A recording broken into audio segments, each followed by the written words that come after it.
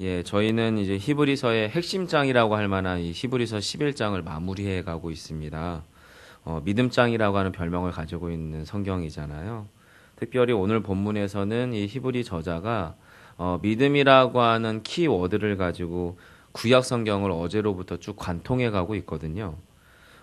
관통한다라는 말을 달리 설명드리면 믿음으로 성경을 지금 다시금 재해석, 구약 성경을 재해석하고 있고요. 또한 그 믿음을 가지고 지금 이 히브리서 성경을 받아보고 있는 독자들의 현실 또한 재해석을 하고 있습니다. 그리고 더 정확하게는 성경이 이미 말하고 있는 믿음에 대해서 그리고 자신들의 삶이 지금 이 편지글을 받아보고 있는 지금 고난당하고 핍박당함으로 다시금 유대교로 돌아가야 하는가 고민하고 있고 그리고 두려워하고 있는 이 히브리서의 첫 번째 독자들의 현실 속에 이미 존재하고 있는 믿음을 재발견하고 있는 게 사실은 이 히브리서 11장의 이야기예요. 여러분 이게 은근히 같은 말 같으나 되게 다른 말이에요. 이게 무슨 얘기냐면 이제 제가 성경을 보는 목사로서 여러분에게 설교하기 위해서 지금 이렇게 설명했어요. 믿음이라고 하는 신앙의 키워드를 가지고 구약 성경을 관통하고 있다. 사실 이렇게밖에 표현을 할 수는 없어요. 왜냐하면 지금 제가 이 본문 안에서 이 믿음이라고 하는 것을 여러분에게 설명하기 위해서. 하지만 실상 제가 이걸 설명하기 전에도 이미 이 히브리서라고 하는 글을 쓰고 있었던 저자는 구약 성경 안에 숨겨져 있었던 아니면 구약 성경 안에 이미 뿌리 내리고 자리 잡히고 있었던 이 믿음이라고 하는 요소를 지금 다시금 이 히브리서를 읽고 있는 독자들에게 상기시키고 있는 거거든요. 그렇잖아요. 믿음이 여러분 이 히브리서를 쓰기 이전에 구약 성경 안에 믿음이 없었습니까? 있었거든요. 이미 하나님께서는 아브라함의 믿음을 보고 그가 의에 합당한 자, 하나님의 의에 합당한 자로 여기셨다라고 이야기하거든요. 이미 믿음은 성경 안에 있습니다. 그리고 그 믿음을 지금 그 믿음 가운데에서 흔들리고 있는 하나님을 향한 그 믿음 가운데서 흔들리고 있는 사람들에게 이미 있는 그 믿음을 다시금 재발견하게 하는 거예요. 종교개혁이라고 하는 것도 그렇거든요. 이미 의인은 믿음으로 말미암아 살리라라고 했었던 우리의 첫 번째 종교개혁 1세대 신앙인들의 외침은 이미 있는 믿음으로 돌아가자였습니다. 즉 저와 여러분이 이 이른 새벽 시간에 이 히브리서를 통해서 히브리서는 이렇게 신학적으로 분석이 되고 이렇게 풀어지는구나 라고 하는 결론을 가지고 가시면 안 되고요. 이미 히브리서 안에 이미 성경 안에 우리를 통해서 놓여 있었던 이 믿음이 재발견되는 현실로 이 성경을 읽어나가셔야 된다. 지금 그 말씀을 지금 드리고 싶은 거예요. 그러면 오늘 본문은 사실은 그 두 가지 내용을 다루고 있거든요. 첫 번째 주제는 믿음의 내용이 도대체 뭐냐. 우리가 이미 저랑 여러분이 이 새벽 시간에 몸을 일으켜서 이 새벽 예배에 나와서 지금 이 큐티책이든 성경책을 같이 살펴보게 되는 여러분 안에 제 안에 이미 존재하고 있는 이 믿음의 내용은 뭐냐라고 하는 주제와 또 한 가지는 그 믿음이 눈에 보이는 서로 상반된 현상을 가지고 있거든요. 이 현상에 대한 설명, 이 두 가지가 이제 오늘 본문에 나타나요. 첫 번째로 믿음의 내용은 크게 두 가지를 다루고 있는데요. 첫 번째는 하나님의 약속, 오늘 히브리서 저자의 표현으로는 증거에 대해서 이야기합니다. 우리 안에 믿음의 내용 첫 번째는요, 말씀하시는 하나님이시다라고 하는 거예요. 말씀하시는 하나님.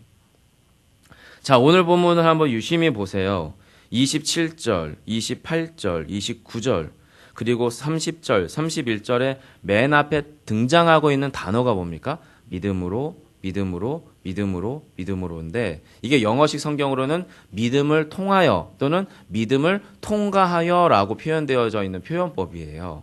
그런데 이 믿음이라고 하는 단어가 지금 이 본문을 이렇게 쭉 끌고 가고 있는데 그 쭉 끌고 가고 있는 본문 안에서 그들의 모습은 뭐냐면 지금 특별히 27절을 보시면 왕의 노함을 무서워하지 아니하고 곧 보이지 아니하는 자를 보는 것 같이 어떻게 해요? 참았다. 지금 여러분 모세의 동사가 뭐냐요? 모세를 설명하고 있는 동사가 크게 두 가지예요. 첫 번째는 바로왕, 그 당시 신으로 신격화되었던 절대 권력의 바로왕을 어떻게 해요? 무서워하지 않았다라고 하는 동사 하나. 두 번째 동사는 참았다라고 하는 동사 두 가지예요. 즉 모세를 여러분 하나님의 사람, 믿음의 사람으로 바라볼 때 가시적으로 눈에 보이게 이 모세를 통해서 이스라엘 백성들이 인정하는 것 두 가지가 지금 동사로 27절에 뭐를 표현되냐면 눈에 보이는 팩트로서 바로를 안 두려워해. 안 쫄리는 거죠. 바로왕을 보면서. 그리고 두 번째로는 지금 하나님 앞에서 하나님으로 인하여서 바로의 핍박과 위협을 어떻게 해요? 참고 있는 모습이 이제 동사로 눈에 보여지는 모습으로 나타나고 있는 거죠. 왜 그랬을까요? 하나님이 말씀하셨기 때문이잖아요. 출애굽하라고 했잖아요. 애굽으로부터 나가라고 했잖아요. 자, 하나님은 하나 던졌어요. 너를 통해서 이스라엘 백성들을 내가 너희의 약속한 땅으로 가게 할 것이다. 그러니까 어떻게 해요? 가라. 이게 하나님 말씀이에요. 이게 이제 모세에게는 현실적으로 어떤 문제가 나와요? 바로를 만나야 돼요. 그리고 바로를 만나서 뭘 얘기하냐면 말해야 돼요. 내가 우리의 민족 이스라엘 백성들과 함께 이 애굽을 벗어나서 하나님이 약속하신 땅으로 가야 됩니다라고 말을 해야 돼요. 여러분 말이 쉽지. 그 당시에 모든 생사 여탈권을 가지고 있었던 이스라엘 사람들은 철저하게 노예로 태어나서 노예로 죽어가던 400년의 역사의 과정 속에서 노예의 한 사람 중이었던 모세라고 하는 인물이 바로왕을 만났다라는 것도 신기하고 바로왕이 만나서 그 바로왕한테 우리가 갈 거예요라고 말하는 것도 신기하고 그렇게 말하고 있는 상황들을 모세가 어떻게 해요? 눈에 보이는 바로는 두려워하지 않았고 오히려 하나님으로 인하여서 보이지 않는 하나님을 인하여서 참았다라고 하는 것도 사실은 신기한 거예요. 그런데 그것의 출발점, 스타트라인이 뭐냐면 모세를 향하여 하나님이 말씀하셨다라는 거예요. 즉 여러분 저와 여러분 안에 믿음이라고 하는 그 어떤 것이 설명되기 이전에 우리 안에 일어나고 있는 그 어떤 눈에 보이지 않지만 확실한 변화는 말씀하시는 하나님이 저와 여러분에게 오늘도 저와 여러분에게 구체적으로 말씀하고 계시다는 거예요. 여러분 이것이 믿어지고 이것이 경험되어질 때 사실은 이 히브리서가 이해되어지는 거죠. 우리의 믿음이라고 하는 설명의 내용의 첫 번째는 말씀하시는 하나님께서 현실 속에서 구체적으로 우리에게 액션을 말씀하신다는 거예요. 액션을. 동사를. 이것 해라 라고 말씀하신다는 거예요. 그래서 이스라엘 백성들은 어떻게 해요? 출애굽해요. 오늘 본문에 보시면 출애굽해서 바다를 건너요. 그리고 여리고성을 돌아요. 그리고 그들은 정말로 여리고성 가운데에서 가나안 땅으로 들어가는 입성을 하게 돼요. 동사예요, 여러분. 말씀하시는 하나님은 추상적인 것 같고 보이지 않는 것 같고 만져지지 않는 것 같지만 그 말씀하심을 받은 사람들에게 그것은 동사라는 거예요. 그렇게 하나님 앞에 움직임을 가지고 반응하기 시작을 하면 두 번째 믿음의 내용이 우리 안에서 발생하는데 두 번째 믿음의 내용은 뭐냐면 우리의 입장에서 우리의 측면에서는 순종으로 반응할 수밖에 없게 된다라고 하는 겁니다. 순종으로. 그러면 여러분 오늘 본문을 유심히 보게 되면 하나님은 우선 말씀하셨어요. 이것은 숨겨져 있어요. 본문에. 그렇죠? 숨겨져 있는 하나님이 말씀하세요. 숨어 계신 하나님이 저와 여러분에게도 지금도 말씀하세요. 그럼 믿음은 무엇으로만 드러나요? 순종으로만 드러나요. 지금 본문에 나타나는 것도 모세의 동사예요. 이스라엘 백성들의 동사예요. 기생 라합의 동사예요. 순종으로만 나타나요. 오늘 저와 여러분의 믿음도 순종으로만 나타나요. 액션으로만 나타날 수밖에 없더라라는 거예요. 그럼 여러분 믿음이 순종으로 드러나기 위해서 이스라엘 백성들 안에 모세 안에 기생 라합 안에서 일어났던 프로세스가 있습니다.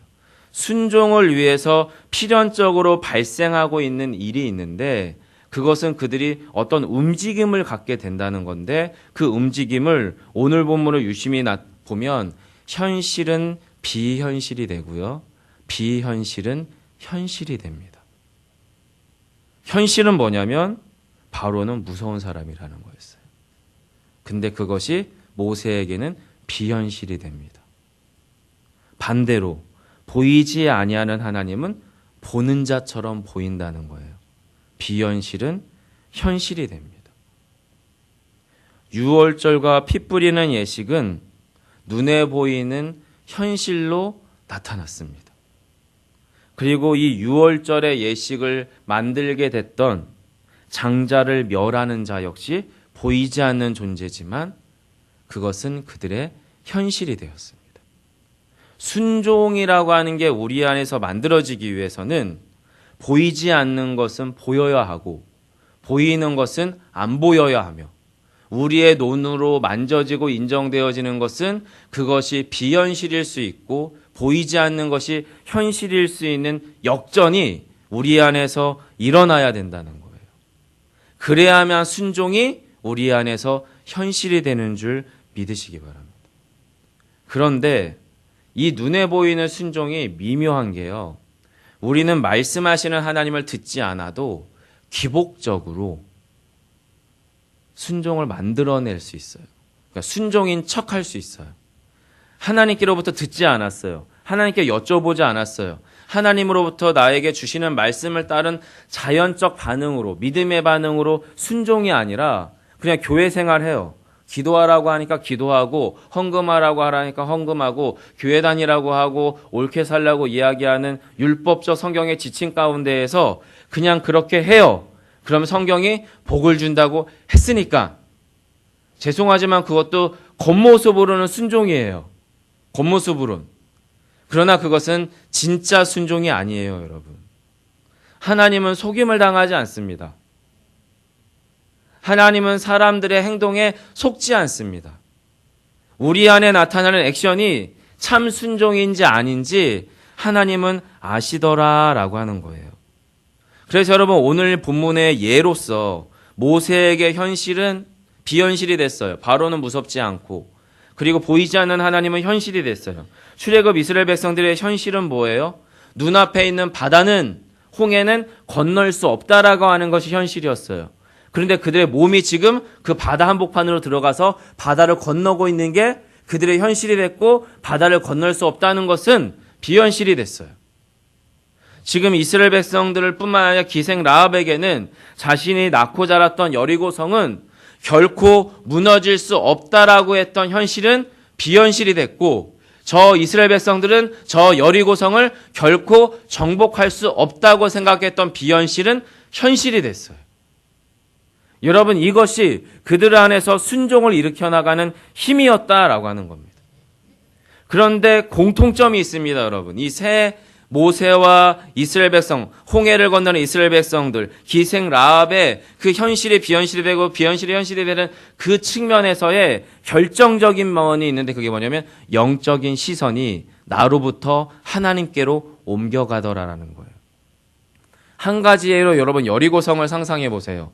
여리고성의 두께가 정말로 자그마치 짧게는 한 5m에서 더 두껍게는 15m 이상을 예상해요. 학자들이.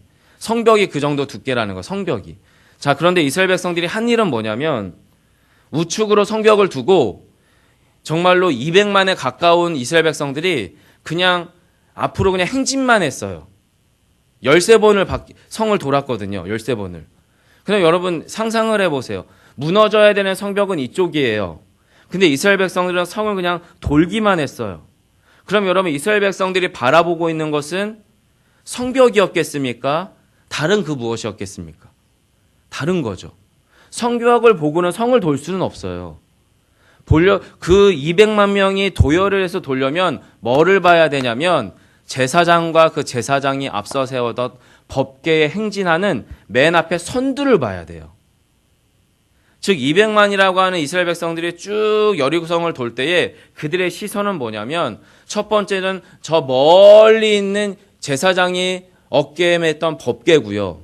그리고 가장 직접적으로는 내 앞에 그 법궤를 따라가고 있는 이스라엘 백성의 뒤통수예요. 뒤통수. 그러면 거기에서 이스라엘 백성들 안에 수만 가지 생각들이 들을 거예요. 우측으로는 여리고 성벽이 있어요. 하나님은 말씀하셨어요. 여리고성을 돌아라. 아무것도 하지 말고. 처음 돌았을 때는 헷갈렸겠죠. 생각했겠죠. 왜 돌라고 하실까? 이런다고 저 성벽이 무너지나? 차라리 돌을 몇 번 더 던지지. 성벽을 차라리 더 흔들어 밀어보지. 별의별 생각들을 쭉 하며 돌았을 거예요. 첫날을 돌아요. 둘째 날을 돌아요. 셋째 날을 돌아요. 마지막은 7바퀴를 돌라고 하셨어요. 돌았어요. 아무 일도 일어나지 않았어요. 그런데 하나님 뭐라고 얘기하시냐면 여리고성을 다시금 향해서 외치라고 말해요. 그리고 이스라엘 백성들은 뭘 봅니까? 여리고성이 무너지는 것을 봅니다. 여러분, 믿음은 여리고성을 무너뜨리기 위해서 돌을 던지는 행위가 아니라 여리고성을 무너뜨리는 하나님을 보는 게 믿음입니다. 첫 바퀴를 돌 때에 그 여리고성을 무너뜨릴 하나님을 보고 아직 무너지지 않은 여리고성이 그들의 현실이지만 그것을 비현실로 삼고 돌고 있는 이스라엘 백성. 그리고 최종적으로는 그 여리고성을 향해서 소리쳤을 때 그것이 무너져 내리는 것을 보는 것. 이 두 가지가 통합되는 게 믿음이에요. 통합되는 게. 그래서 여러분, 믿음은 시선이 너무나 중요하다라는 거예요. 그럼 사랑하는 성도 여러분, 우리에게 현실은 무엇입니까? 여러분과 저에게.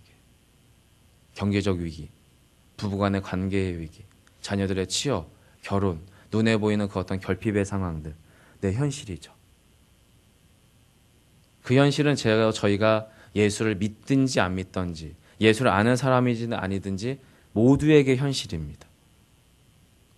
그런데 그 현실을 하나님이 주도해가는 현실로 맡기기 시작한다면 그건 하나님의 현실이 되겠죠. 여러분, 제가 말장난 같아 보이지만 이게 엄청난 차이를 만들어냅니다. 엄청난 차이를 만들어냅니다. 저와 여러분이 두려워하고 염려하고 걱정하고 있는 우리 삶의 그 어떤 현실들이 하나님이 다뤄가시는 현실이 되기 시작하고 우리 안에 보이지 않는 하나님이 만져지지 않는 믿음의 그 어떤 요소가 우리 안에 현실로 들어오기 시작을 하면 우리에게 두려움을 제공해 줬던 여리고성같이 높아져 있었던 우리의 현실들은 하나님께로 들어가고 하나님의 비현실은 우리에게로 와서 나의 현실이 되더라라는 거예요.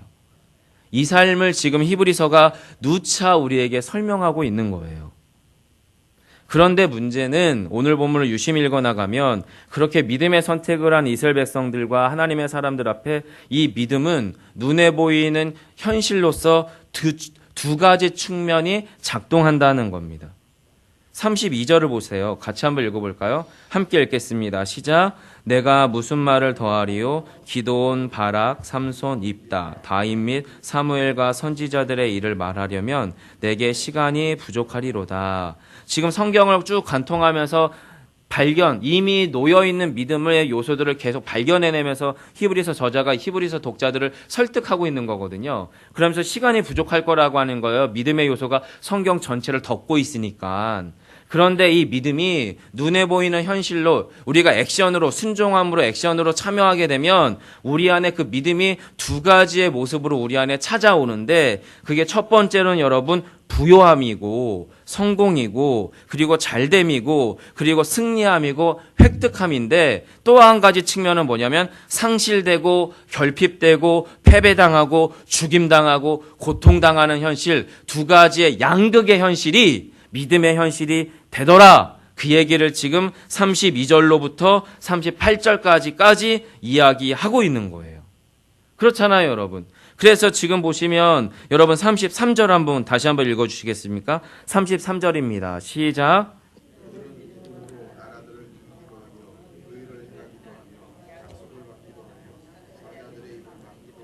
네. 우리가 원하는 믿음의 측면은 사실은 33절이에요. 기도하면, 예배 잘 드리면, 하나님의 말씀에 순종하면, 헌금 많이 하면, 내지는 하나님의 뜻 가운데 살면 우리의 삶은 승리여야 하는 거예요. 이겨야 되는 거예요. 성이 무너져야 되는 거예요. 우리는 항상 우리 안에 무엇인가 획득되어져야 되고 소유되어져야 되고 성공되어져야 되는 게 믿음이야 라고 규정하는데 아닌 척하지만 우린 그걸 희망하는데 성경은 믿음이라고 하는 두 가지 측면이 공존하더라라는 거예요. 말씀하시는 하나님 앞에 진짜 믿음으로 순종하기 시작을 하면 그 순종을 위해서 나의 기복적 요소를 포기한 믿음의 사람의 시선이 옮겨지면 그 옮겨진 삶의 현실 안에서 결핍이 나타나고 실패가 나타나고 좌절이 나타나는 현실도 나에게는 믿음이요. 성공과 또 승리도 나에게는 믿음이라고 하는 이 두 가지의 공존이 우리 마음에서 이질감이 안 느껴지는 상태로 나라고 하는 존재가 옮겨간다는 것을 지금 히브리 저자가 저와 여러분 가운데 이야기하고 있는 거예요. 여러분, 이것이 현실임을 믿으셔야 됩니다. 이것이 우리가 말하는 진짜 믿음인 걸 여러분이 마음 가운데 깊이 받아들이셔야 돼요. 왜냐하면 진짜 믿음은 이 눈에 보이는 두 가지 현상, 잘 되고 안 되고 실패하고 성공하고 눈에 보이는 이런 피상적인 현상의 문제가 아니라 그 현상 이면에 그 심연 가운데 존재하는 게 진짜 믿음이에요.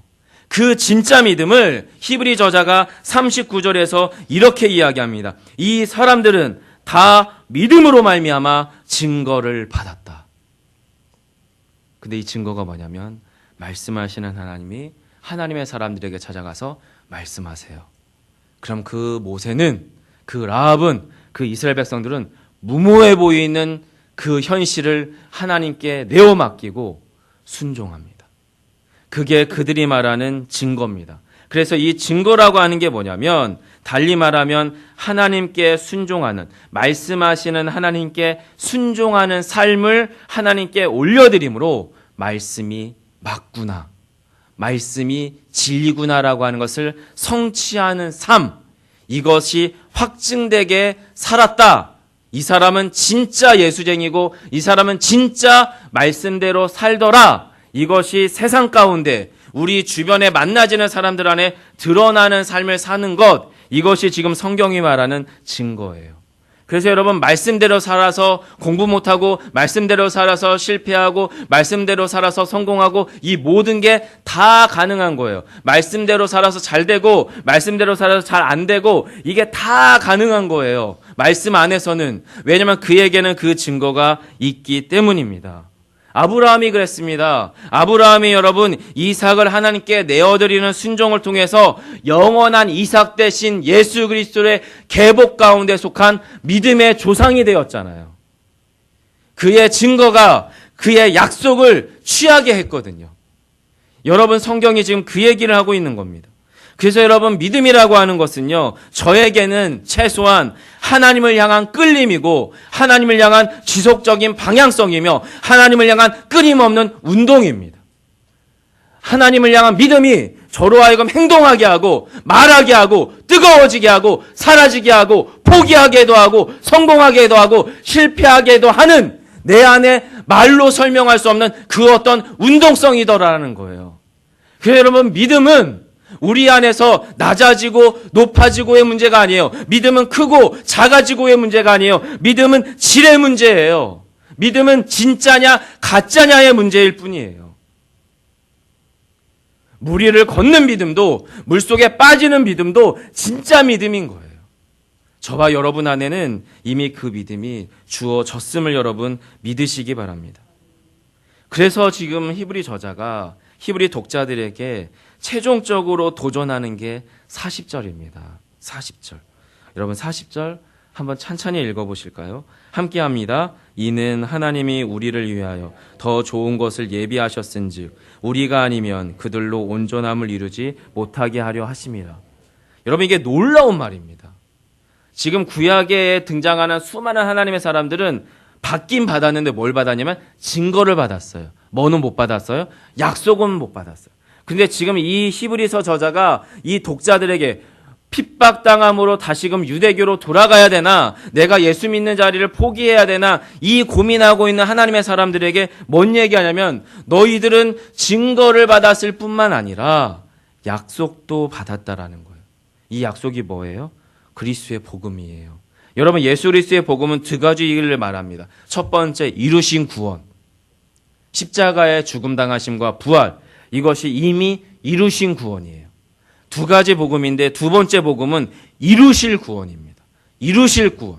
저와 여러분을 다시 살리실 거예요. 이 땅에서 믿음을 가지고 살아가는 사람이 천국에 가서 이 땅에서 천국을 연습하는 삶을 살아감으로 천국에 가서는 우리의 삶은 더 이상 버겁지 않을 거예요. 더 이상 실패가 아니에요. 우린 이 땅에서 믿음을 연습하는 삶이기 때문에 여러분 무거워요. 고단스러워요. 슬퍼요. 아파요. 힘들어요. 하지만 천국에서는 그 믿음으로 여러분 날아가실 거예요. 훨씬 수월하실 거예요. 훨씬 익숙할 거예요. 왜냐하면 천국은 믿음으로만 살아내니까. 근데 이곳은 천국이 아니잖아요. 지옥이지 않습니까? 그래서 여러분 이 현실 속에서는 우리는 믿음을 가지고 천국을 연습하지만 천국에 가서는 믿음을 확인합니다. 믿음을 누립니다. 그 믿음으로 획득된 영생을 누립니다. 그 믿음이 지금 히브리서 독자들에게 이미 주어졌다는 거예요. 그 약속이 이미 너희가 그렇게 고민하고 갈등하고 있는 너희들의 현실 속에 이미 선물로 찾아왔으니 제발 흔들리지 말고 제발 힘들어하지 말고 지금의 실패와 상처와 아픔과 핍박과 어려움 가운데 두려워하지 말고 이미 너희들 안에 생명으로 약속되어진 예수 그리스도를 견고히 붙잡으라고 히브리서 저자가 독자들에게 애끓는 마음으로 권면하고 위로하는 겁니다. 사랑하는 성도 여러분, 저희들에게 믿음은 진짜의 문제입니다. 크고 작고의 문제가 아닙니다. 있고 없고의 문제가 아닙니다. 예수 그리스도 십자가의 구속의 사건과 이루실 구원이 우리 안에 진리로 들어오는 순간부터 우리에게 믿음은 현실이 되었습니다. 그럼 그 현실을 우리가 이 땅에서 그 현실로 입증하며 살아가는 삶을 주님은 지금 요청하고 있는 겁니다. 그 삶을 우리가 여기서 연습하는 거예요. 그래서 힘든 거예요, 여러분. 하지만 천국 가면 훨씬 수월하실 거예요. 훨씬 자연스러우실 거예요. 훨씬 그것이 맞다라고 하는 것을 굳이 확인받지 않아도 될 거예요. 왜냐하면 오직 믿음으로 사니까 의인은. 그런데 이 땅에서 성도들이, 이 땅에서 하나님의 사람들이 우리의 실패와 좌절과 어려움 안에서 우리의 믿음을 의심해요. 우리의 구원을 의심해요. 하나님 없음으로까지 우리의 믿음을 내려놓아요.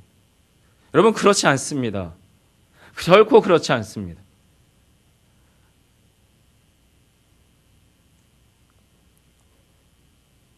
이미 주님은 이루셨어요. 십자가에서 이미 이루셨고 부활하셨고 그게 우리에게 진리라고 말하고 있어요. 근데 그것을 우리가 못 믿는 이유가 우리의 눈에 보이는 현실 때문이라면 우리는 십자가를 우리의 현실과 되팔고 있는 것입니다. 말씀을 맺겠습니다. 두 가지 질문을 드리며 말씀을 정리하겠는데요. 지금 저와 여러분의 믿음은 지금 성경이 말하고 있는 말씀의 순종함으로 말씀을 확증하는 삶, 바로 그 증거를 지금 만들어 계십니까? 남의 증거 말고 내 증거.